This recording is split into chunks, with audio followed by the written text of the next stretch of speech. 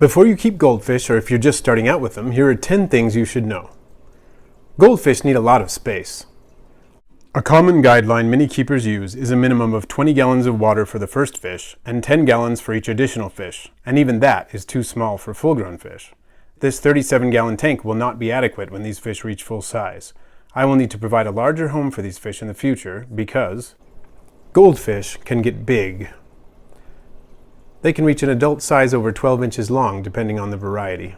Generally speaking, the single-tailed varieties get longer than the fancy types. You'll hear people say that goldfish grow according to the size of their container, but that's not exactly true.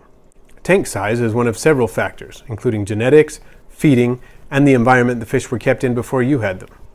These two fish have lived together for several years in this tank, and both have grown somewhat during that time, but Rory, the smaller one, was a rescue, and may never attain the size of his roommate, Amelia Pond. You need to cycle your aquarium before adding the fish. To put it simply, all fish, including goldfish, begin releasing toxic ammonia into their aquarium as soon as you put them in it. Within a few days, the water can be toxic enough to kill them, no matter how clean the water appears to be. In order to avoid this problem, you can cultivate beneficial bacteria in your aquarium that will detoxify the ammonia. It just so happens that I have a video on how to cycle your aquarium. Goldfish do best with quality filtration.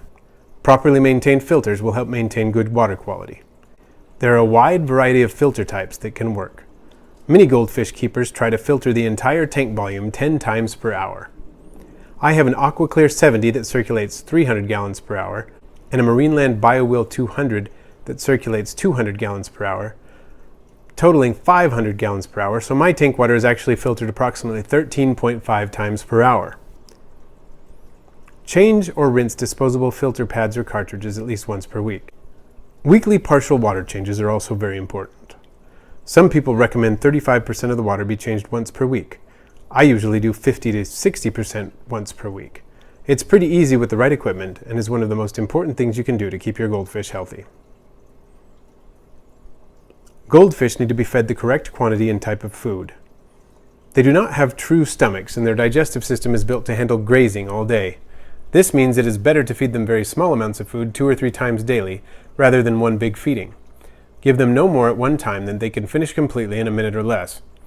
They are omnivores, but the bulk of their natural diet is plant matter, so they benefit from fresh vegetable matter in their diet. In addition to a staple diet of good quality fish food pellets, I offer my goldfish small pieces of romaine lettuce, slices of zucchini, canned green beans, skinned peas, and even small bits of orange. Offering vegetable foods is especially important for the round-bodied fancy goldfish, as the fiber helps keep them regular, which can help prevent buoyancy problems. Many goldfish keepers overfeed their fish. Goldfish will learn to dance excitedly to beg for food even when they've already had plenty to eat. Don't give in to the temptation. Different types of goldfish may not mix well. Slimmer, single-tailed goldfish like these are faster swimmers and will have an edge against slower, double-tailed goldfish when feeding. They may outcompete the slower fish for food. Some double-tailed fish are quite hardy, but the more exaggerated the body type, the less competitive the fish tend to be. For example, a fish with bulbous eyes or no dorsal fin won't tend to do as well with common goldfish as it would with fish more similar to itself. Goldfish do best with other goldfish. People are often tempted to keep goldfish with other species of fish. I'm not going to say this never works, but it is often less than ideal. Goldfish are most comfortable at cool temperatures. Room temperatures are fine, but tropical temperatures will increase their metabolisms and thus their appetites and their waste production. Keep in mind that goldfish are big enough to eat some small species of tropical fish, and the flowing fins of many varieties of goldfish are tempting targets for many other types of fish. Some cool water species of fish can work as tank mates. I've had success with some of them in the past, but personally, I don't do it anymore. Nerite snails are currently the only creature I keep with my goldfish, as they help control algae and seem to coexist with goldfish very well. Consider your source of fish.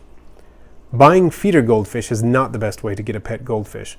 Feeder fish are very cheap, but the fish usually live in very poor conditions at the store, in overcrowded tanks with substandard water quality, and may be loaded with parasites. It can be done, but the mortality rate is typically high.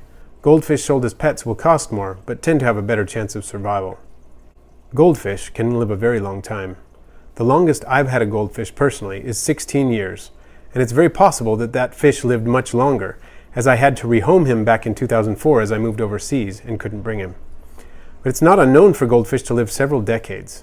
For example, in the description, there's a link to a news story about a goldfish who lived to be more than 40 years old. Goldfish are not a short-term commitment. I've kept goldfish most of my life. If you can provide them with a good home, they are a lot of fun. But as I hope I've just demonstrated, there's a lot more to keeping them than you might think. Thanks for watching. I post videos every Friday, all related to keeping aquarium and vivarium pets. You're most welcome to leave a comment and a like, and for those of you who are waiting for an animal voiceover at the end, subscribe.